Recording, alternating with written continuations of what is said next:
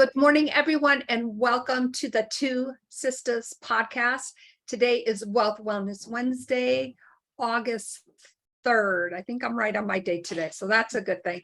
Today we have an amazing guest on, and she also happens to be a Connecticut resident. So we have both experienced the heat wave, and let me just say she likes it a little bit more than I do. So without further ado, I want to welcome you, Evelyn, to the Two Sisters podcast. I'm so grateful to be here. Thank you. And yes, this heat is something that I live.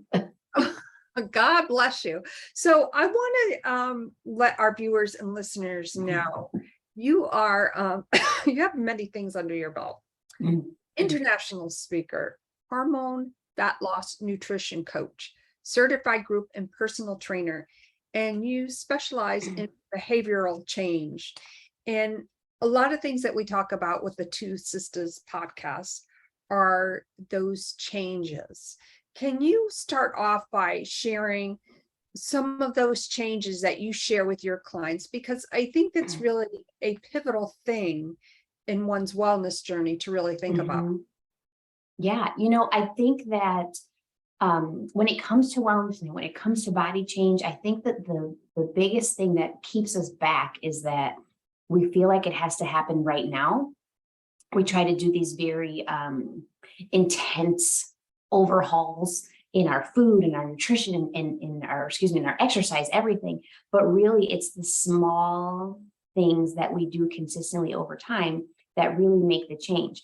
And the truth is that it's not always where we think it is. We think body change comes from change in diet and exercise, but really it comes from, yes, food and exercise, but also your thinking and also the way that you show up and the way that you feel about yourself. Like all of those things tied in impact the big picture of overall fitness, right? So a lot of what I work with my clients is unlearning some messaging that is there, reconnecting the mind and body, understanding your body's cues, and then doing really small things like making sure your body's hydrated, making sure that you're getting ample sleep, making sure you're able to cope with stress, so that the decisions you make are coming from a place of what you actually need rather than a distraction to hide what you don't want to feel. Exactly. And thank you for sharing that, because as you said, I think when you go into one of those, I almost call it like a wellness pattern where you're like, okay, I feel like crap, I got to do something here. And then you just like, you dive in, and it's so much more. Like the wellness is an umbrella, and underneath it are so many different things. And I think as a society, we put too many barriers there where, if we focus on, yes, we have to think of our wellness as a whole. And you mentioned some very good things about unlearning certain habits and creating new ones that can really almost complement our lifestyle in such a way where we don't feel that almost gaslit type of feature, like all or nothing, because it's not really an all or nothing. It's about so many different things all together. Yeah. And I think like those constant attempts to overhaul everything makes you feel like a little bit more demoralized every time you fail at it, because it's reinforcing this idea that I can't do this. I'm never going to do this. I can't trust myself. I just don't have motivation or dedication or self-control. Like all those ideas keep getting like reinforced with every like failed fad diet, where the truth is there's so many other ways that you show up for yourself. There's so many other ways that you are trustworthy, and you have proven it time and time again. It's just easier to ignore the good and focus on the bad, right? That's the first thing. But then also the reason that so much of these things that we try don't work is because they're not meant to work for the long run. Like, people ask all the time, like, can I lose weight doing keto? Yes, you absolutely can. But are you going to do that for the rest of your life? Is that the best thing for you for the rest of your life? Do you even have long-term research to know if that's the best thing for you for the rest of your life? If we start, instead of saying like, I need to make this change and I need to make it happen now. How about if we focus on learning who we are, learning how to show up in the journey so that it doesn't feel so overwhelming? Right. And, I use that analogy a lot because, that I'm a certified health coach as well. Mhm. And I use the analogy, for instance, our cars, which we all know gas is expensive now, but Mhm. we do put gas in our cars. We change the oil regularly, those type of maintenance things. And if we looked at our own maintenance, so to speak, our daily maintenance, for instance, we need to hydrate well. Yeah. We need to eat well. We need to supply ourselves with not only good nutrition. It's not so much about the what we're putting into our bodies. It's what we're feeding our bodies, what we're feeding our minds, because we wouldn't, think of the number of times, for instance, that maybe you've chatted to yourself in such a manner where you would not speak that way to somebody else. 100%.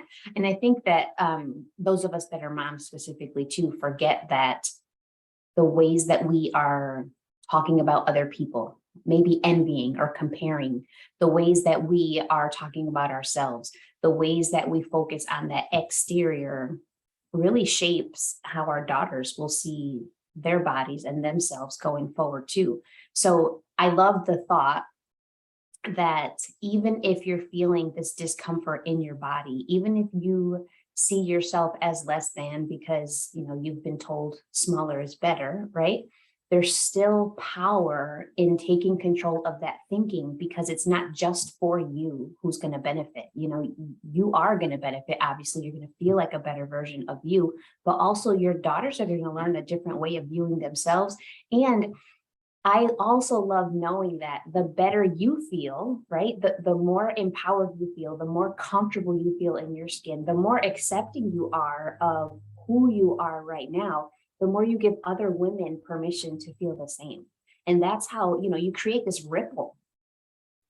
Yeah, that is so important. And I love how you said that, because it is about creating that ripple effect. And, I have a son, but, for instance, with our daughters, my nieces or whatever, it's all about being true to yourself, of course, but treating yourself in such a respectful Mhm. manner. Like that part of self-care is so important. So not only think about feeding your body, but feed your soul, and how that outward appearance can really affect others. Because we've all heard the term, like, for instance, you walk into a room and you've heard the term, maybe, oh my God, the tension was so high you could Yeah. cut it with a knife. Well, it's that same kind of thing. Like, if I am going to have a bad day, or if I'm going to walk in a room and I'm going to be maybe mad at the world, that's going to create a whole different ball game for everybody that is in that room. So it really shows to truth that how we treat ourselves in any given situation really reflects on others as well.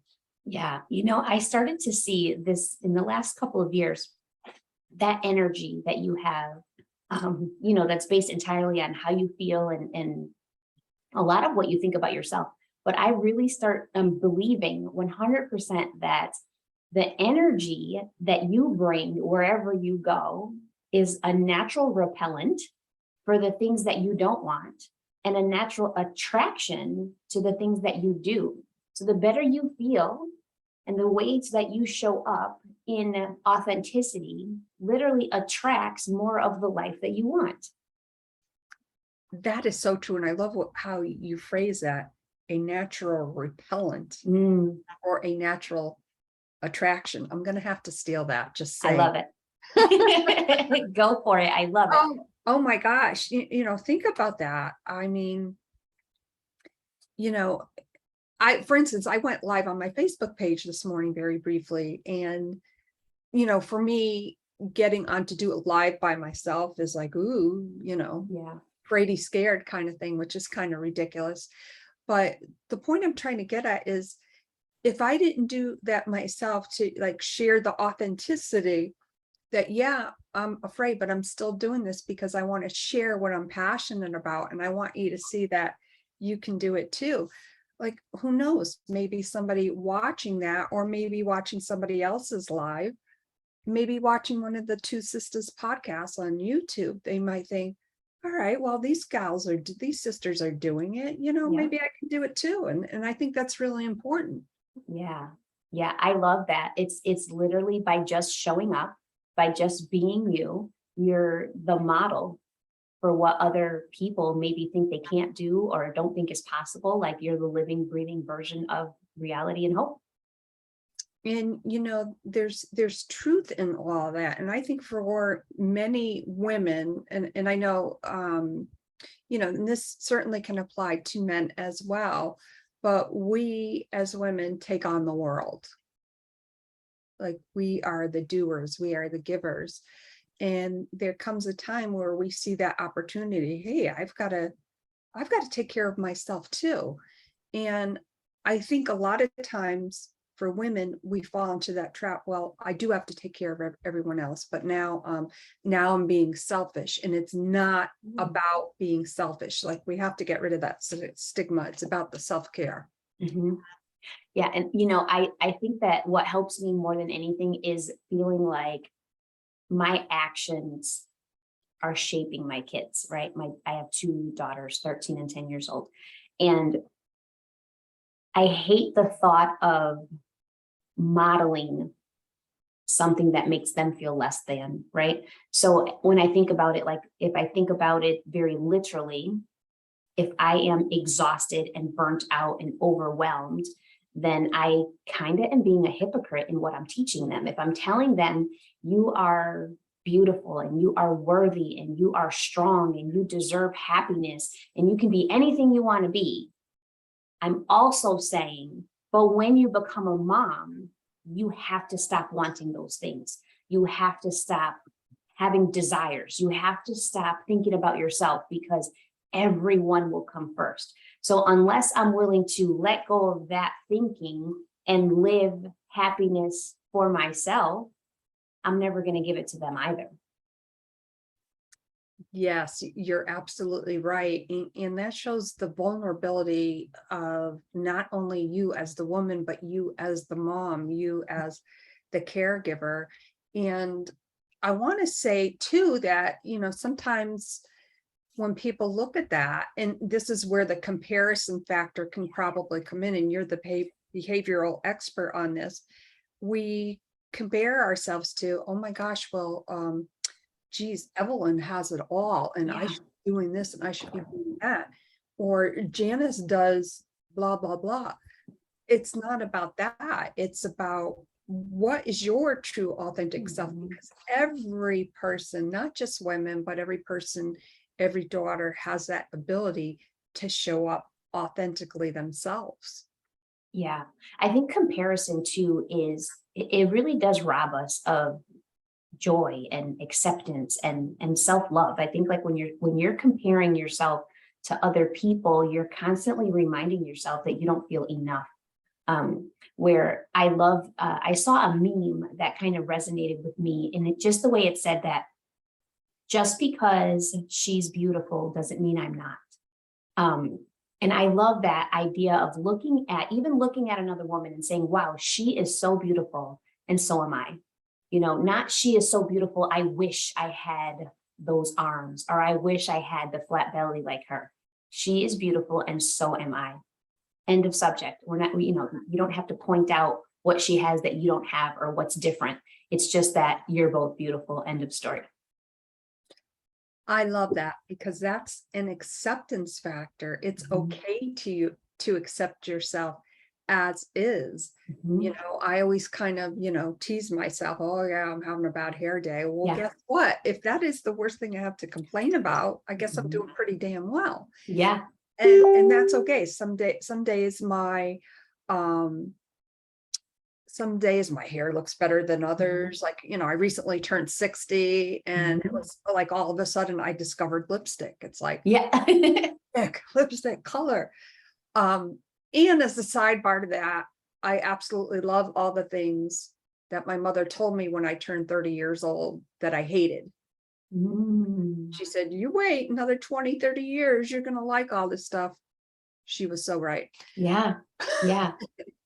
And that just goes to show you, hey, things happen at different ages. Your likes and, those sort of things change, as do our body chemistries. Yeah. Yeah. I think too, there's something almost triggering about the word acceptance in itself.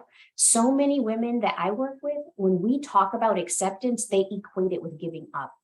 If I accept my body, then that means I don't want better for myself, right? But I believe that acceptance is not about giving up. It's about acknowledging and loving who you are right this moment and understanding that it's still okay to want to change. You can be completely grateful for who you are right now and still work toward being stronger, having a stronger cardiovascular health, more endurance, whatever the goal is. You can do both. You can accept who you are and want to change.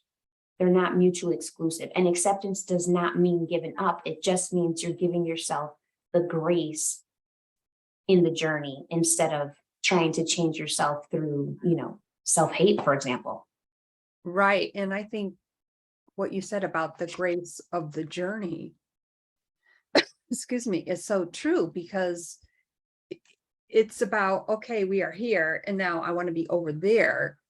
Okay, like I know there's certain things that I have to do, but right here and now, I feel good about who I am, and I love myself for who I am.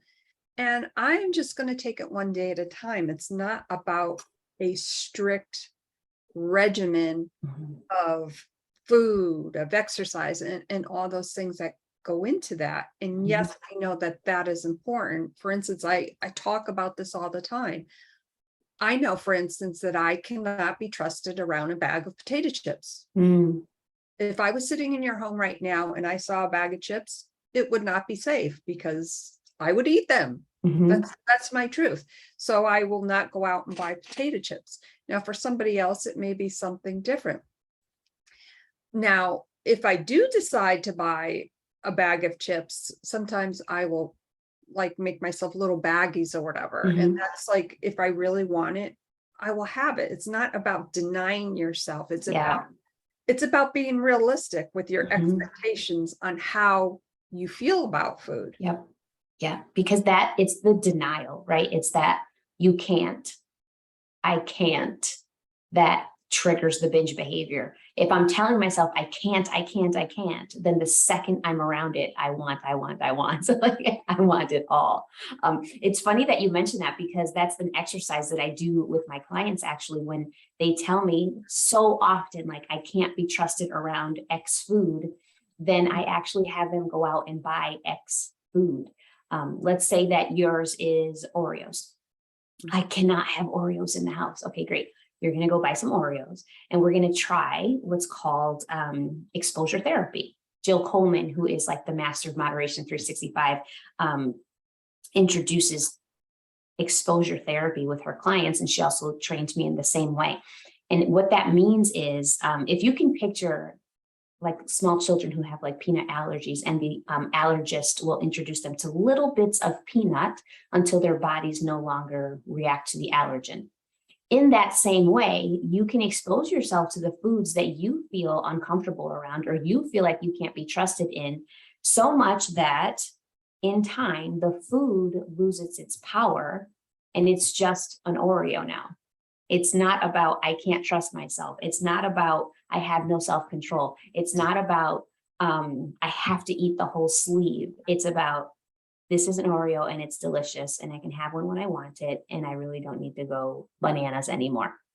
And it takes time and practice, but that's the beauty of the journey, right? You learn not just about food, but you learn about yourself in the process too. Oh my gosh, that is so true. And I love how you explain that exposure therapy, because, and by the way, Oreo cookies are gluten-free and I really love them. And I recently saw, I forgot what store it was in, but they had popcorn that had with Oreo cookies. And I was like, oh, that looks interesting. I don't know if I would buy that. But the thing is, exposing yourself to those behaviors in such a way that gives you, I think, the ultimate control over those kind of urges. You're not binging, you're allowing yourself, you recognize whatever the situation is, Mhm. you're allowing yourself to have that. You're not denying yourself. And in the end, you enjoyed the process. Yes. Yes, because there's a difference between sitting down and eating a sleeve of Oreos because you have this negative thought, right? The negative thought is, I shouldn't be having these. I shouldn't want these. Why am I doing this again? Where if instead we can start to change that narrative to, let me put the Oreo in my mouth, but make it an experience, right? Slow yourself down. Start to notice the change in the texture while it's in your mouth. Identify those flavors. I can taste the chocolate. I can feel the cream coming through. Oh, I definitely feel that sugar on my teeth right now. Like, you know that there's phases to an Oreo breaking down in your mouth. If you're focused on the moment and you're focused on eating intentionally, then it becomes an enjoyable experience rather than one that fills you with guilt and shame. Because when you sit and eat that sleeve of Oreos, it's not like you enjoy it. It's not like you feel pleasure. It's not like you feel satisfied. When you finish it, you just feel guilt and shame all over again because you didn't even really take the time to enjoy it. You gobbled, gobbled, gobbled. I have to get these out of here. Let me finish these. I can't trust myself. And then it's over with. You didn't even enjoy the thing that you actually love. Right. And, with my health journey, going back about, about 18 years or so, I lost over 100 pounds. Now, for me, I forgot what the exact amount was, either 142 or 132. But for me, it was when I was at that point where we were talking about initially, okay, I'm not feeling well and I'm not healthy here and my back hurts, those sort of things came up. But it was about looking at myself objectively and saying, okay, I've been on many quote unquote diets before, and I have failed miserably. How can I do this different? And for me, it was okay. I decided right then and there, I am not going on another diet. I am not going to do that to myself. And I looked at it differently, but I'm just going to be very honest with everyone. It took me a while to get there and say, okay, I need to do this differently. I don't know what that means, but I'm going to do this differently.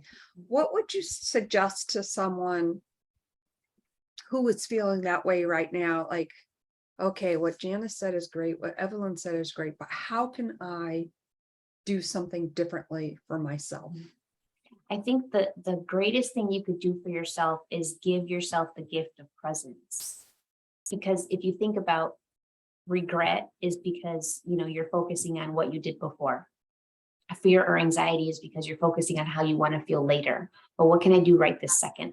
What can I choose right this second? And so how many seconds are in a day where you constantly have the ability to choose you? And then not only being present, not only making choices for yourself in the moment, but also doing them with compassion, because guilt and shame and, just degrading yourself over your choices is also not motivating, right? But if you can start to make some choices where you find like a middle ground, like, yes, I love Oreos, but I also know that fruits and vegetables fuel me and give me energy. So maybe I have a big fruit salad, for example, with lunch, and then I have an Oreo. Maybe I can find a middle ground for both. So I think that the first step would be really talking yourself through the fact that this doesn't have to happen fast. It just has to happen intentionally. And the change is going to come regardless. You're just not going to have to keep starting over if you're focused on the small steps instead of the big overhaul. Right, because I think a big overhaul, let's face it, is overwhelming. So in this moment, take that opportunity to let it happen intentionally. Okay, I possibly have a long road ahead of me. That's okay. Mhm. But in this moment, I am going to maybe go for a 10-minute walk, or I'm going to have a glass of water instead of reaching for the Diet Coke, Yeah. whatever that may be for someone, which is so important. Oh my gosh, I love this conversation. What are some other things that you can say? For instance, the process of working with you. How does all of Mhm. that work? I love being able to break down the big barriers that we put on ourselves, right? So for one more thing for people going forward, I think that it's hugely important to stop focusing on the minute details that really don't make a big change. You know that your body needs protein for sustenance and energy. You know that your body needs fruit and veggies, not only for the macronutrients and vitamins, but also for energy, fiber, and being able to process. You know that your body needs water, sleep, those things, right? Focus on those then. I know I need some protein. We're not measuring, but I know I need some protein. I know fruit and veggies make me feel good. Great. I'm going to eat some fruit and veggies. I know my body needs to be hydrated. Great. I'm going to drink some water. I am not going to give a lot of mental energy to figuring out which brand of peanut butter is better. I'm not going to give a ton of mental energy to should I have sugar in the raw or should I have sweet and low. Those things over time don't make a big impact, but fruit and veggies and protein and water do. So focus on the things that make big impact and don't put so much mental energy. You only have so much capacity in a day to deal with things and decision making. Don't put so much time and energy into the things that don't make a huge difference over time. And then when I work with clients, that's exactly where we start, to be honest. We focus on our very first step is to focus on what we call the daily nutritional commitments, DNCs. And those are the things that are big dial movers, things that make change over time and keep you feeling satisfied, keep you feeling like the food that you're eating is sustainable. And then from there, we start introducing different tools like exposure therapy or what we call intermittent sampling. And truly, it's about shifting your relationship with food while shifting your relationship with yourself, which sets the foundation for the change and longevity. Oh my gosh, that is amazing. And Evelyn, how can our viewers and listeners get in contact with you? Oh, so I am on the web at evelynfit.com or on Instagram, it's Evelyn LeVasseur, and Facebook, Evelyn LeVasseur Fitness. Wonderful. Oh my gosh, this has been such an amazing conversation. And I know that Carol Sue wanted to be here. And I know she's going to view this video and just get so much out of it. We're so blessed to have so many amazing people on our podcast. And I can't thank you enough for being here today, sharing your wisdom, sharing your knowledge, and my gosh, and it's Wealth Wellness Wednesday. Evelyn, Wealth Wellness Wednesday. Yeah, thank you so much for being here today. I appreciate you having me. And honestly, I want to say thank you to you too for just giving women permission to, giving women permission to just be. Thank you so much. Hey, everyone, as you can see, Carol Sue is not here today. She wanted to be here, and she is the gem at sharing Wealth Wellness Wednesday. She described it so much better than I absolutely ever could. But the basis behind Wealth Wellness Wednesday is the spirit of creating that ripple effect. It's not about the monetary value. Maybe and we all know Carol Sue doesn't like coffee. I actually have my coffee hidden over here. I do have it occasionally, even though I am on the Thrive program.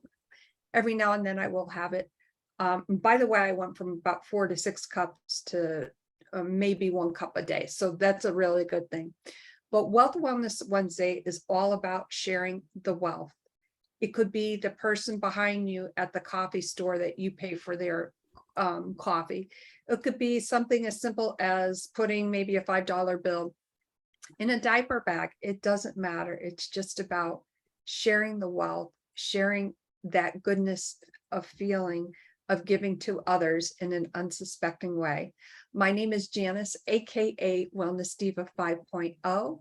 This is the Two Sistas podcast, and today I was able to share the stage with Evelyn LeVasseur. I hope I pronounced that correctly. Totally fine. Thank you, everyone. Have an amazing day, and we look forward to seeing you tomorrow. Bye for now.